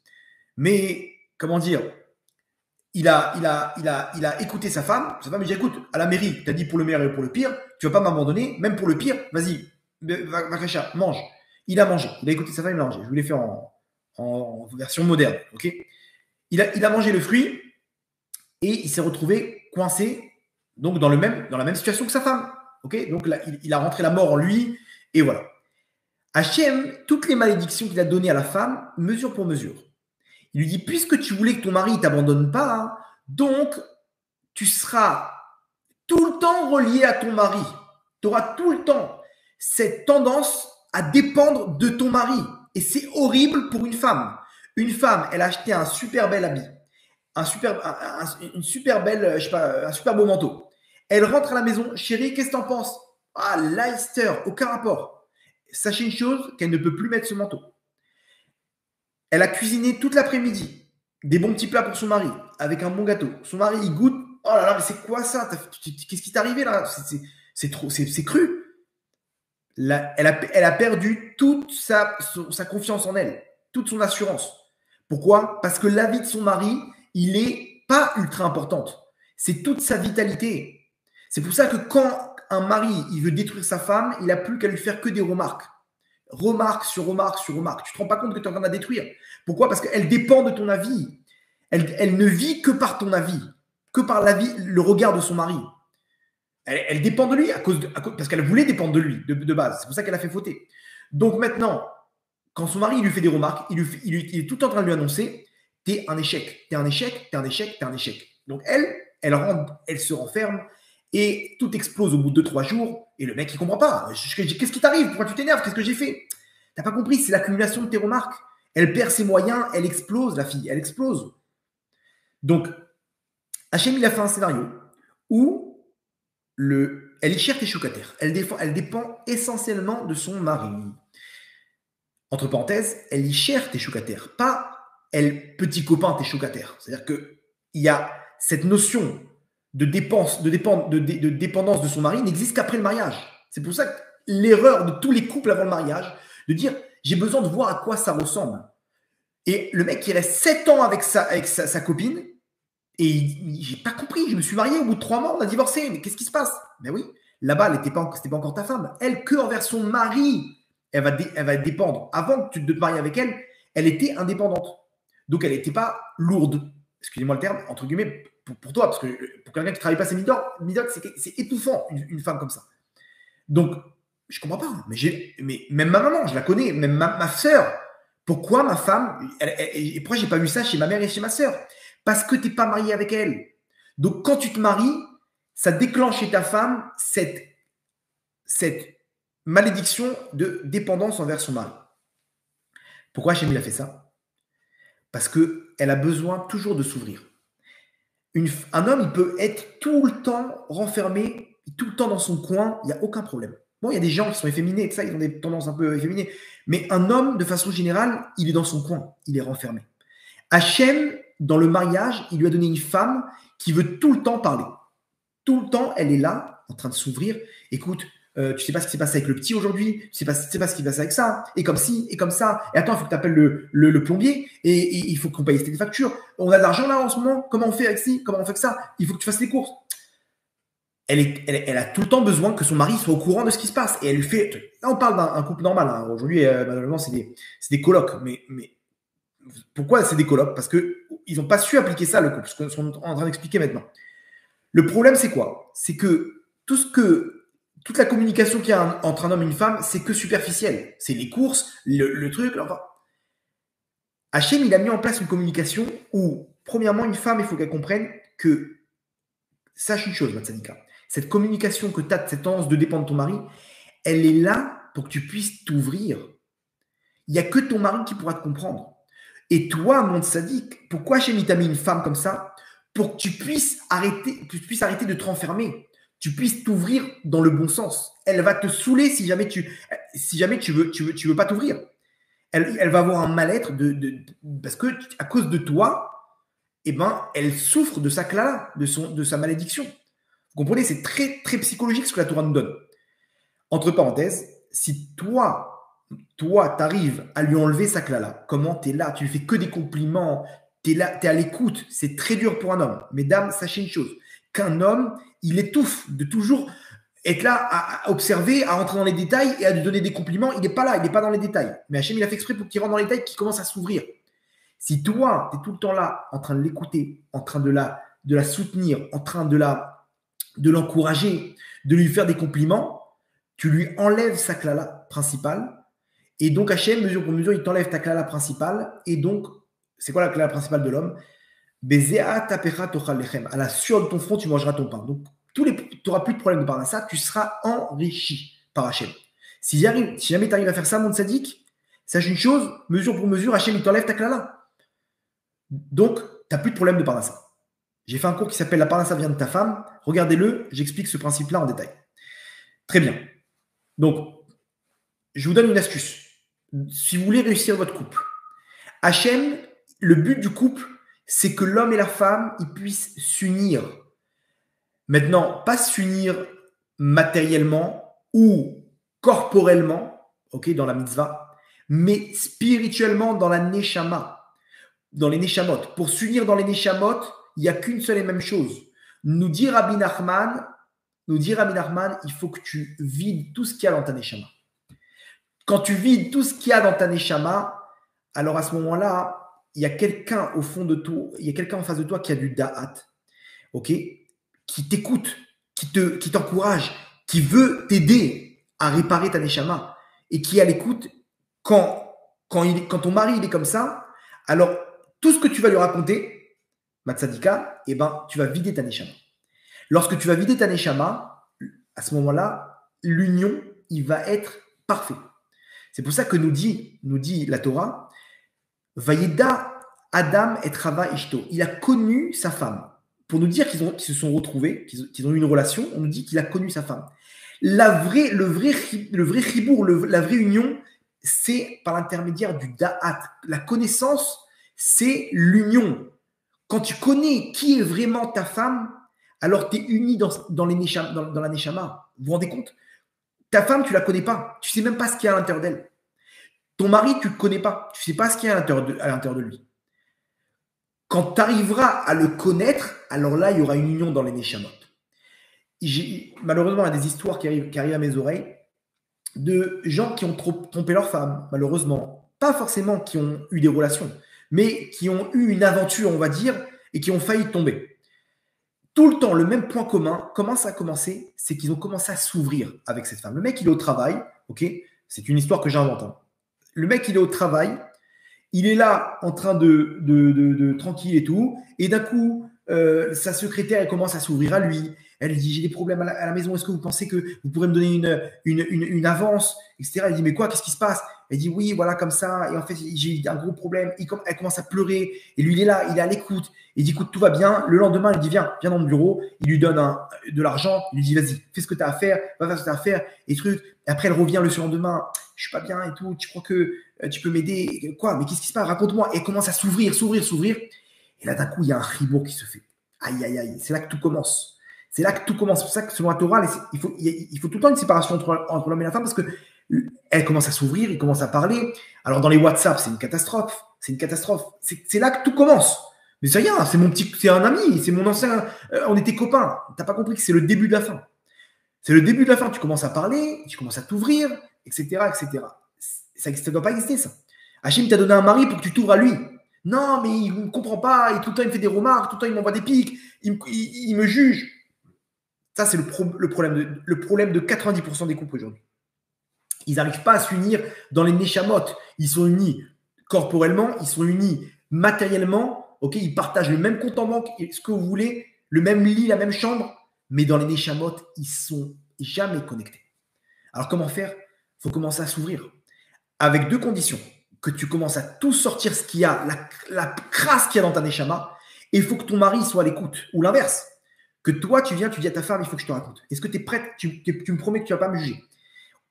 Vous comprenez? Si tu arrives à tout exprimer et qu'en face, tu as un interlocuteur qui est là pour t'écouter, à ce moment-là, tu as tout gagné.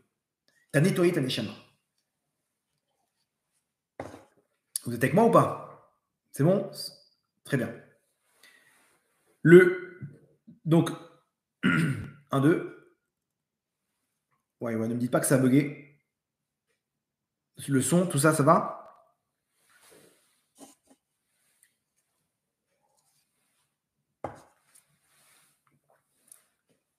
Ouais, tout va bien? J'ai l'impression que ça a bugué là. Ok, Todaraba. J'ai très peur que les Tzara ils mettent en l'air ce cours parce que vraiment, je pense que c'est quelque chose qui pourra vraiment apporter à beaucoup de couples. Et même pas que dans les couples, même une personne célibataire, si elle arrive à savoir comment faire, elle peut sortir de tous ses problèmes psychologiques. Vraiment, prenez ce cours-là comme une thérapie. Bien entendu, il y a des moments où le couple il doit se séparer, laisser ça entre les professionnels, les rabbinim qui savent s'occuper de ça et dire quand c'est un tikkun, il devait passer par là pendant 10 ans et se séparer. Ok? On ne parle pas de ça. On parle que quelqu'un qui arrive à travailler ses midotes, c'est très dur pour lui, pour un homme, d'écouter sa femme, etc. Mais fais un effort et essaye de la comprendre. Et essaye de t'ouvrir toi aussi. Faites ce dialogue-là, ce dialogue-là ensemble, ok? Et vous allez voir comment lui, il va être en mode Talmid Racham. Il comprend. Ta femme, elle n'a pas fauté. Ta femme, elle est Kodesh Kodashim. Ta femme, écoute-moi bien, elle n'a fait aucune erreur. Tout ce qui s'est passé, c'est la volonté d'Hachem. Bien entendu, les erreurs qu'elle a fait, qu'on l'a menées, elle doit faire tchouva dessus, etc. Mais comprends une chose, mon sadique, ta femme, tout ce qu'elle a vécu jusqu'à maintenant, ne la juge pas mal. Tout est entre les mains d'Hachem. Si tu arrives à ça, à la voir d'un bon œil, okay, comme tu le faisais avant le mariage, entre parenthèses. Avant le mariage, tout le temps, tu étais là en train de prendre sa défense, etc. Toi aussi, ma tzadika, ton mari ne le juge pas. Sois à l'écoute. Et remarquez bien, une femme, elle commence à s'ouvrir avec son mari quand elle comprend, elle se sent à l'aise, elle a compris que son mari, il est de son côté. Dès qu'il commence à la juger, à envoyer des pics et des remarques, elle se renferme.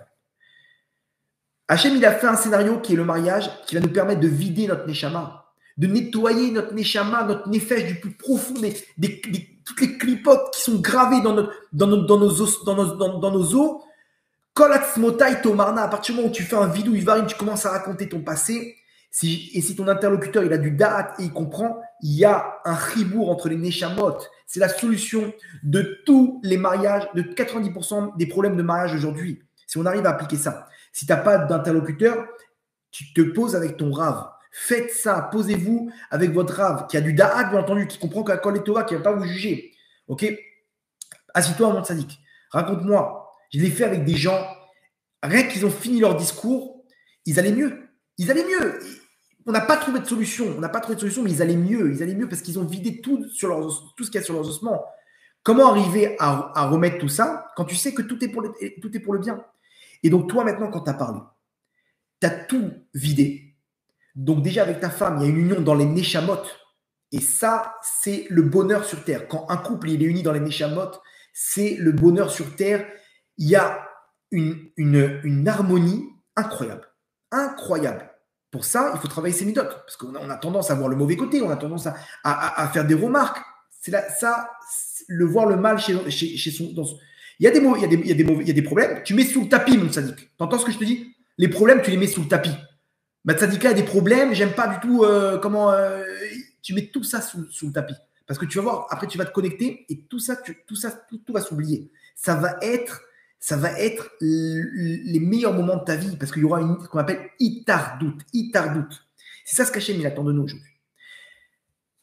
Hachem il nous a mis un ennemi comme le Hamas avec une double vie pour nous dire que ce que tu dois faire avec le Hamas, de sortir toute cette crasse là dessous les tunnels, c'est peut-être ce que tu dois faire avec toi-même. Cette solution, tu dois la faire avec toi-même. Sors toute la crasse qui est en toi. Arrête de croire qu'il y a quelque chose qui n'appartient à la malchoute d'Hachem. Ouais, mais j'ai fauté, Kvodarav, mais. Alors attention, raconte pas des avérotes que tu as fait avec d'autres personnes. C'est à ta femme. Mais parle avec ta femme. C'est ton meilleur.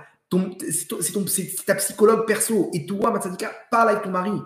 Posez-vous ensemble, ok? Et dites voilà, maintenant, je veux qu'on s'ouvre, toi et moi. Je veux qu'on s'ouvre. Je veux qu'on arrive à une itardoute. Comment le faire? Comme il dit Rabbi Nachman. Il faut que tu arrives à sortir tout le mal, toute la crasse qui est en toi. Vas-y, continue à t'ouvrir. Continue à rentrer dans ton effèche et raconte ton enfance. Et raconte. Descends encore. Ouvre cette porte. Non, je n'ose pas ouvrir la porte. N'aie pas peur. Ton mari t'écoute. N'aie pas peur. Ta femme, elle est là. Elle te comprend. Raconte. Non, là-bas, je vais ouvrir cette porte. Et il y a ce petit enfant qui a peur. Ce petit enfant qui a peur et qui a apeuré à l'intérieur de moi. C'est pas grave. Sors-le, cet enfant. Sors-le. Parce que pourquoi il a peur? À cause un événement terrible. Cet événement terrible, c'est la volonté d'Hachem. Akol et Tova. C'est par rapport à un ancien Gigoul. Tout va bien. Et ça, c'est le début de l'union entre notre Neshama et notre corps. Et quand on le fait, on a vidé notre Neshama, on est uni avec notre femme. Et surtout quand on le fait avec un Rav qui a du date, en fait on s'unit, on utilise une tierce personne pour s'unir avec Hachem. C'est s'unir avec Hachem, parce que quand tu as compris, comme il dit Rabbi Nachman, tu as compris que tout est entre les mains, tout est les Tova, donc tu as remis la malchoute à Hachem. Qu'il Adonai Amelucha ou Moshel Bagoim. Quand tu sors la malchoute d'entre les peuples du monde, c'est-à-dire que tu es en train de dire que tout est pour le bien. Tout ce qui m'est arrivé, tu le racontes, tu le sors de tes ossements, de tes os, de ton effèche. Alors tu viens de dire à Hachem, tout est entre tes mains, donc tu te connectes à Hachem. Non seulement tu as vidé ta Neshama, tu n'as plus de problèmes psychologiques, tu as vidé tous les problèmes psychologiques. Parce que tu as compris qu'en fait, tout était pour le bien. Tu as du da'at, et donc tu t'es relié à Hachem. Ta Neshama, il est relié à Hachem. Vous vous rendez compte?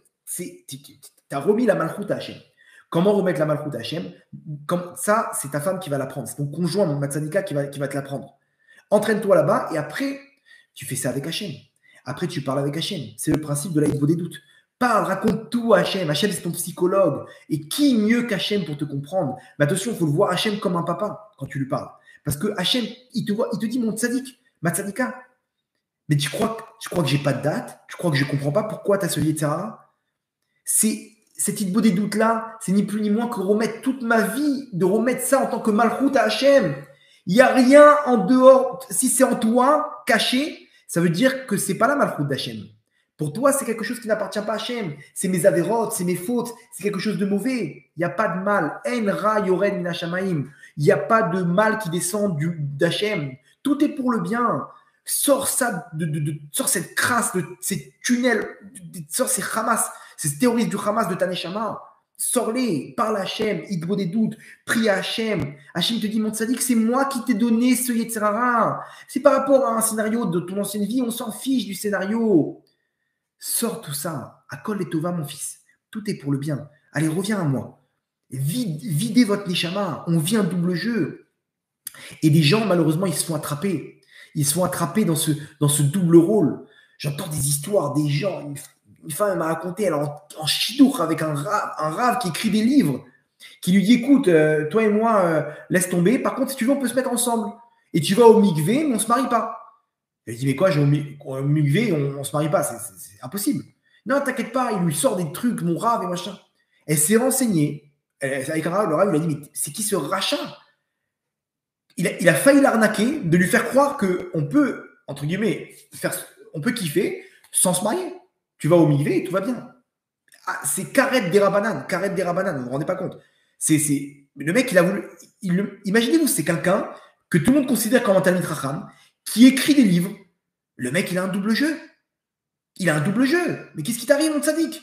Combien de gens on va avoir de surprises quand le Machar il va se dévoiler? De gens qui ont des doubles jeux qui étaient là. Hachem te dit, mon tzaddik, tu crois que je ne sais pas ce qui tu es à l'intérieur? Tu peux arnaquer tout le monde, mais tu ne peux pas m'arnaquer à moi. Arrête de te cacher, arrête de cacher ce rachat qui est à l'intérieur de toi. Viens t'adresser à moi, mon tzaddik. Parle à un tzaddik, quelqu'un qui va mal te juger. Ouvre-toi à ta femme. Arrête, fais tomber les masques là. Arrête de faire. Et les gens, ils jouent des doubles jeux. Ils sont là avec une chemise blanche, avec une barbe, avec un chapeau. À qui t'es en train de mentir là? Qui t'es en train d'arnaquer? Tu crois qu'Hachem, il ne sait pas ce que tu as à l'intérieur? Oui, mais on a honte. Arrête d'avoir honte. C'est toi-même qui as choisi tout ça. C'est Hachem.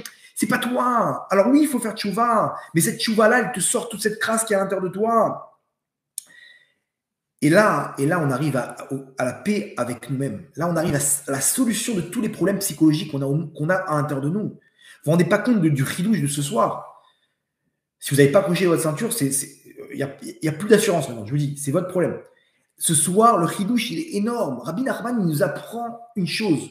Tu veux nettoyer tous les problèmes que tu as dans ton nefesh, malheureusement, c'est les fautes. Les fautes que tu as fait dans ce monde-là et dans d'anciennes vies qui viennent en fait, que la conséquence de ces fautes, c'est que tu as incrusté dans tes os, dans ton nefesh, la lumière noire, la touma de ces fautes-là. À cause de ça, tu as passé des événements pour réparer. Mais aujourd'hui, ces événements-là, ils sont incrustés en toi. Tu peux les sortir. Vide ta neshama. Vide ce qui est à l'intérieur de toi. Les tunnels, tous les théories du Hamas qu'il y a dans les tunnels de ta neshama, sors-les, allez, vide-les, tue-les, détruis-les. Ça y est, il n'y a plus de tunnels. Il n'y a plus rien. On repart à zéro. Tout va bien et c'est terminé. Il n'y a plus d'enfance terrible. Et imaginez-vous, cette femme ou cet homme-là, il va parler avec sa femme, il va tout raconter. Pour cette personne, comment dire, ça y est, j'ai compris pourquoi je suis passé par là en fait. Non, mais j'ai pas eu la raison, mais ça me dérange plus parce que j'ai compris qu'en fait tout est entre les mains d'Hachem, tout est pour le bien.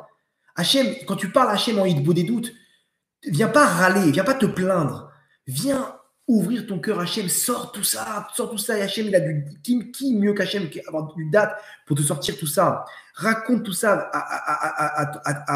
à ton rave, raconte tout ça à ton mari, raconte tout ça à ta rabbinite, raconte tout ça à ton épouse. Mais surtout, faut que l'interlocuteur il ait du da'at de voir tout ça pour le bien. Tout ça pour le bien. Et à ce moment-là, tu as vidé ta neshama, tu as vidé ton nefesh. Quand la tzmotai tomarna, toute la touma, elle est sortie en tant que dibour et elle est montée jusqu'à Hachem. Et donc, dans ton nefesh, tu arrives à la connaissance que Akol est Tova. Et donc, quand tu arrives à la connaissance que Akol est Tova, ton enfance, elle ne te dérange plus. Et donc, il n'y a plus ni de phobie, ni de traumatisme, ni de mal-être, comme ça que tu ne sais pas d'où vient ce mal-être. Et donc, tu n'as plus besoin de payer des sommes folles pour des psychologues. On ne rend pas compte du médicament, de cette Torah incroyable, du Nefesh, de Rabbi Nachman. Vous vous rendez pas compte de ce soir, ce qu'Hachem il nous transmet comme message à travers Rabbi Nachman. C'est incroyable. Il faut juste l'appliquer. Comment l'appliquer? Shalom Bayit. Notre interlocuteur, c'est notre femme. Et elle est là pour nous apprendre après comment être la femme d'Akadosh Baruch Hu. Parce que moi aussi, Akadosh Baruch Hu, Elishert et Shukater. Moi aussi, Akadosh Baruch Hu, je dépends que de toi. Je ne peux pas vivre sans toi. Je ne peux pas avancer sans toi. Moi aussi, je suis ta femme, Akadosh Baruch Hu. Et moi, j'écoute ma femme. On communique, elle et moi. On fait des séances incroyables. On a pu arriver à descendre dans notre nefesh, elle et moi. Et on se sent bien, on est unis. On est comme deux neshamot qui sont unis. Et on s'écoute. Maintenant, toi aussi, tu vas m'écouter, Hachem. Hachem dit, mon fils, ce que tu veux. J'attends que ça. Que tu vas me suivre comme mon épouse. C'est ça ce qu'Hachem il attend de nous. Hachem il attend qu'on lui parle, qu'on prie à lui, qu'on vit et qu'on l'accompagne. Arrêtez de jouer un double jeu, mes tzadikim. Je sais très bien qui vous êtes. Arrêtez de fuir. Arrêtez de me fuir. Arrêtez de me fuir. Je suis là pour vous. Arrêtez d'avoir honte. C'est moi qui t'as pas besoin de cacher ce Yitzhara parce que c'est moi qui te l'ai donné. On l'a choisi ensemble, toi et moi, au Gan Eden, pour que tu puisses réparer. T'as pas besoin de le cacher. Allez, ouvre-toi. Sois pur dans ton cœur. Arrête d'être moitié schizophrène. La schizophrénie dans la Neshama, c'est du sheker. On vit tous dans un monde de sheker. Ce soir, on a appris comment rentrer dans le Hémet. Quand tu vides ton cœur, tu purifies ta Neshama, tu purifies ton Nefesh, et donc tu te connectes avec Hachem. Que le tampon d'Hachem, c'est Chotamo Hémet. C'est ce qu'on appelle Itardout. T'es bien, t'es heureux. Il n'y a aucun médicament, il n'y a aucun calmant, la rétaline, tout ça, ça ne pourra pas t'aider. Il n'y a rien qui pourra t'aider. Temporairement, tu partiras en vacances, ça va te calmer un petit peu. Mais le mal-être qu'il y a dans ton effet, il va remonter. D'où il vient ce mal-être? Averot. C'est l'Averot. Alors qu'est-ce qu'on fait? On fait tchouva et on vide, on fait vidouille. Le vidouille, c'est quoi? C'est la tchouva. De parler à Hachem sans arrêt. Hachem, j'ai fauté, je suis tombé, j'ai fait 1, 2, 3, 4. Raconte ta vie, Hachem. Va dans un endroit et tu parles à Hachem, mais vide tout ça. Parle avec ta femme, parle avec ton mari, parle avec ton rav, ta rabbinite. Ça y est, vide. Et là, on remet tout à Hachem et donc tu es connecté à Hachem. Qu'il Hachem a Meloucha, et à ce moment-là, ou Moshe Bagoïm. Hachem, c'est là qu'il peut sortir toute la malchoute de la Touma, des peuples du monde. Et donc, c'est la connexion ultime avec Hachem. Pourquoi aujourd'hui on est tous dépressifs? On est tous tristes. Il n'y a que des problèmes de Shalom Bayit. Parce qu'on n'arrive pas à Hachem nous demande une seule chose, purifier votre cœur, mais ça dit qu'il. On est tout le temps en train de se mentir à nous-mêmes, en train de se cacher, en train de vivre une double identité. Ça suffit tout ça. Arrêtons de se cacher. Arrêtons de se cacher. Venez, on est entier. Enfin, être entier avec Hachem. Arrêtez d'avoir honte. Il n'y a pas de honte à avoir. On vient et on s'adresse à Hachem. Ça, c'est une bonne doute pure. Et plus on le fait, plus on va purifier notre cœur et plus on va arriver à la paix avec nous-mêmes.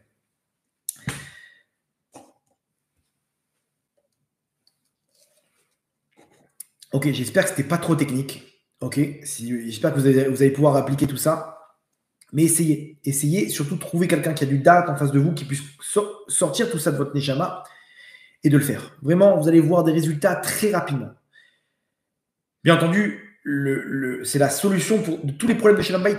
Tous les problèmes de Shalom Bayit, c'est quelqu'un qui a compris, qui a pas compris que c'était pour ça. Hachem, il va te rendre fou et ça va pas marcher si jamais il n'y a pas de cette communication. Et si jamais il n'y a pas cette communication. Donc, ce soir, on a compris quelque chose de très grand, ok? Si vous avez des questions, vous pouvez toujours on peut essayer toujours de développer ça ensemble et tout, mais en tout cas, il n'y a pas de théorie. Lancez-vous, posez-vous avec votre conjoint, posez-vous avec quelqu'un et vidouille. Allez, vidouille. Ça y est, tout est pour le bien. Tac, tu parles, tu fais des birourim et tu vois comment tout était pour le bien. Tu peux faire ça tout seul aussi. Tu peux sortir tout ça et comprendre qu'en fait tout est pour le bien. Et à ce moment-là, tu ramènes la malchoute à Hachem en parlant avec Hachem. Bien entendu, je vous invite aussi au Tikkun Shovavim, qui est que des fois, malheureusement, il n'y a pas d'union avec notre conjoint, ok? Parce qu'il y a des fautes. Malheureusement, pour qu'il y ait une vraie union, un vrai lien avec la Neshama de notre conjoint, il faut qu'on applique tout ce qu'on a dit ce soir, mais aussi, surtout, il ne faut pas qu'on ait vidé des étincelles de notre Neshama, quelqu'un qui tombe dans la semence en vin, ou quelqu'un qui a malheureusement eu des relations interdites avant le mariage, ou même pendant le mariage, malheureusement, il a sorti des étincelles de sa Neshama. Donc c'est pour ça qu'aujourd'hui, des fois, il n'y a pas d'union dans les Neshamot. Il n'y a pas d'union dans les Neshamot parce qu'il n'y a pas toute la Neshama. Donc il n'y a que 60% de la Neshama. Ok, il y a 40% qui est éparpillé à travers le monde. Donc quand ils s'unissent, ils ne peuvent pas s'unir à 100%. Donc le Tikkun Shovavim, il ramène toutes les étincelles. Et là, c'est généralement beaucoup de cas de problèmes de Shalom Bayit, quand il y a de la Kedusha, ils s'arrangent. Ok, donc je vous invite à participer avec nous au Tikkun Shovavim si vous le voulez la semaine prochaine, jeudi 18 janvier. Et bien sûr, je ne vous abandonne pas avec une petite histoire. Le Baal Shem Tov à Kadosh, il était. Un jour, il y a une histoire comme ça où il y avait une princesse, ok, qui avait un médecin. Ok, elle avait un médecin très, très, très compétent, très intelligent, très, très fort. Et elle a entendu parler du Baal Shem Tov. Vous savez que les gens qui avaient des problèmes, ils allaient le voir. Ceux qui étaient malades, ils revenaient guéris. Elle entendait comme ça, elle savait qu'il y avait un grand dans le Ham Israël, pas loin de chez elle, qui s'appelait le Baal Shem Tov. Elle a dit à son médecin, elle lui a dit, dis-moi, tu veux pas faire un concours avec lui? À ce qui paraît, il arrive à guérir les gens. Toi, si tu arrives à guérir les gens, viens, on l'invite, on voit un peu de quoi il s'agit. Et elle invite le Baal Shem Tov. Le Baal Shem Tov, il vient et elle commence à lui poser des questions. Et le médecin, il lui pose des questions. Il voit, il est racham. Le médecin, il lui dit, la princesse, elle dit, venez, on essaie de faire un petit concours, voir qui est le plus fort. Essayez de commencer, on voit qui est le plus compétent. Il dit au Baal Shem Tov, si vous permettez, je commence. Je donne, il n'y a pas de problème. Il dit, donnez-moi votre main. Il lui donne la main, il prend le pouls. Il prend le pouls, il lui dit, waouh. Il lui dit, je connais exactement 400 livres de médecine. Dedans, il y a des milliers de maladies. Vous avez une maladie qui n'existe pas dans tous ces livres-là. Donc, à mon avis, ça doit être une très grave maladie.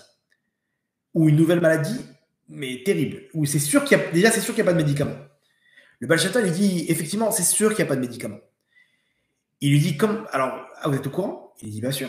Cette maladie, elle s'appelle Nafshi Chola Ahava. Mon nefesh, il est malade d'amour pour Hachem. Cette maladie, vous ne la connaissez pas et il n'y a pas de remède. Je suis fou amoureux d'Hachem. Il dit, maintenant, donne-moi ton bras. Il lui donne le bras, le médecin. Il lui dit, bizarrement, tu as telle et telle maladie. Ok, bon, il n'y a pas de problème. Il faut des vitamines C, ça, un peu de vitamine D. Il faut que tu manges comme ça et que tu sais. Pas mal. Le médecin, il est choqué parce qu'il connaît son diagnostic. Et il dit, par contre, j'ai vu quelque chose d'autre. Il dit quoi? Dites-moi. Il dit à la princesse, votre Altesse, excusez-moi, mais vous vous rappelez la petite statuette en marbre là-bas qu'il y avait chez vous sur le meuble? Elle dit, oui, on l'a perdue. Il va dire, figurez-vous que je vois dans le pouls du docteur qu'elle est ni plus ni moins que dans le tiroir de sa chambre. Quoi? Le médecin est devenu blanc. Attendez, c'est pas terminé. Vous vous rappelez, il y avait un médaillon en or là-bas dans tel endroit? Et oui. Eh bien, figurez-vous que si vous rentrez dans telle chambre chez le médecin, vous allez la retrouver. L'autre, il s'évanouit. Et ils ont vu la grandeur du Baal Shem Tov, comment non seulement il savait toutes les maladies, etc., mais surtout qu'il voyait tout d'un bout à l'autre du monde. Maintenant, dans cette histoire, le Baal Shem Tov, il nous dévoile un autre secret. Le Baal Shem Tov, comment il arrivait à tous ces niveaux? Parce qu'il était fou amoureux d'Hachem. Il était fou amoureux d'Hachem. Il était malade d'amour pour Hachem. Il était connecté avec Hachem. Comment il a réussi? Vous savez comment il a réussi, le Baal Shem Tov? Il témoigne lui-même, le Baal Shem Tov. Il dit sur lui, si jamais ma femme, elle m'avait accompagné un peu plus d'années, j'aurais dépassé le niveau de Eliyahu Hanavi et j'aurais quitté moi aussi ce monde-là avec une tempête de lumière. Eliyahu Hanavi, c'est comme ça qu'il a quitté ce monde. Il dit, si ma femme elle m'avait accompagné un peu plus, sa femme elle est partie avant lui, okay, quelques années avant, si elle m'avait accompagné un peu plus, j'aurais atteint des niveaux encore plus grands qu'Eliyahu Hanavi. Qu'est-ce qu'il nous dit le Baal Shem Tov par là? Il dit que tous les niveaux que j'ai atteints, c'est grâce à ma femme. Parce que c'est elle qui m'a donné la capacité de vider mon nefesh et de me connecter avec elle. et automatiquement de me connecter avec Hachem et d'arriver à ce niveau d'amour pour Hachem. Parce que qui m'a appris cet amour? Ma femme. Pourquoi Hachem m'a donné cette femme? Pour que je puisse connaître c'est quoi le vrai amour, le vrai union, et que j'utilise ça pour Hachem. Et quand quelqu'un il est uni avec Hachem, il a cette gdoucha, il arrive à tous les plus hauts niveaux. Il arrive à le bonheur sur terre, dans ce monde-là et dans le monde futur. Ça, c'est le secret de ce soir. Prenez ça avec vous, Bezrat Hachem, et qu'on puisse l'appliquer, qu'on puisse redonner la malchoute à Hachem en ces temps de Géoula, où Hachem attend avec impatience mes enfants. Tous ces problèmes dans le Nefesh aujourd'hui, c'est pas pour rien, c'est pour vous les arranger, je l'ai fait ça. Je les ai fait. Mais appliquez tous ces conseils pour pouvoir enfin vous connecter à moi, remettre cette malchoute à Hachem, qu'il n'y a rien en dehors de la malchoute d'Hachem, tout est Echad. À ce moment-là, on se connecte avec Hachem. Pour ça, Hachem nous a donné tout ce qu'il faut autour de nous. À nous de l'appliquer pour remettre tout ça à Hachem, qu'il Hachem Ameloucha ou Moshel Bagoïm, et qu'Hachem puisse dominer sur les peuples, sur les ennemis d'Israël, et à ce moment-là, amener la Géoula, Berachamim, Dolim, Baruch Adonai Leolam, Amen ve Amen.